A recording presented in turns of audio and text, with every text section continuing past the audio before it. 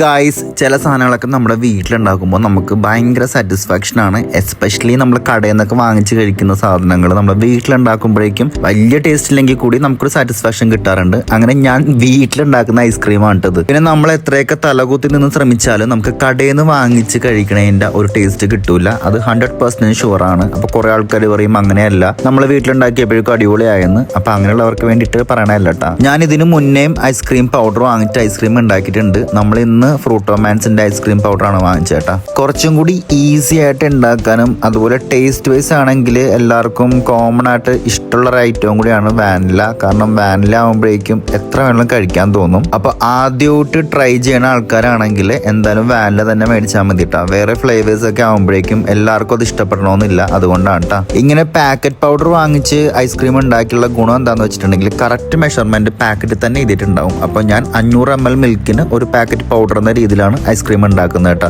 പിന്നെ ഈ മെനക്കെടുന്ന സമയം ഉണ്ടെങ്കിൽ നമുക്ക് കടയിൽ പോയി ഐസ്ക്രീം വാങ്ങിച്ച് കഴിക്കാം. പക്ഷെ നമുക്ക് ഇഷ്ടമുള്ള ക്വാണ്ടിറ്റി കിട്ടുമെന്ന് വെച്ചാൽ അത്രയും കിട്ടൂല. കുറച്ച് ടൈം പോയിട്ടാണെങ്കിലും നമുക്ക് ഇഷ്ടംപോലെ ഐസ്ക്രീം കഴിക്കാം കേട്ടോ. ഐസ്ക്രീം പൗഡർ ആഡ് ചെയ്തതിന് ശേഷം ഒരു 10-15 മിനിറ്റ് ഇതുപോലെ ഇങ്ങനെ ഇളക്കി കൊടുക്കണം. അപ്പൊ നല്ലൊരു കുറുകിയ കൺസിസ്റ്റൻസി, അതായത് തിക്ക് കൺസിസ്റ്റൻസിയോട്ട് നമുക്ക് കിട്ടും. ഈ തിക്കായിട്ട് വരുമ്പോൾ തന്നെ നമുക്ക് വേറൊരു ബൗളിലോട്ട് ഒഴിച്ച് മാറ്റി വെക്കാം. ചൂടോടെ തന്നെ ഫ്രീസറിൽ കയറ്റി വെക്കരുത്. ചൂടാറിയതിന് ശേഷം ഒരു 7 to 8 മണിക്കൂറെങ്കിലും ഫ്രീസറിൽ വെക്കണം. അപ്പൊ ഇതുപോലെ കട്ട പിടിച്ച പോലെ വരും. ഈ കട്ട പോലെ ഐറ്റം നേരെ കഴിക്കരുത്. കഴിച്ചു കഴിഞ്ഞാൽ ഒരു ഐസ് കഴിക്കുന്ന ഫീലിംഗ് ഉണ്ടാവുള്ളൂ.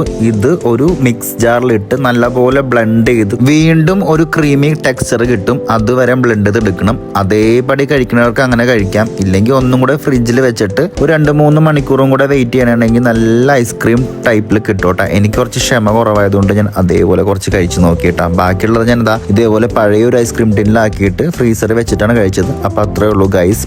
ബൈ.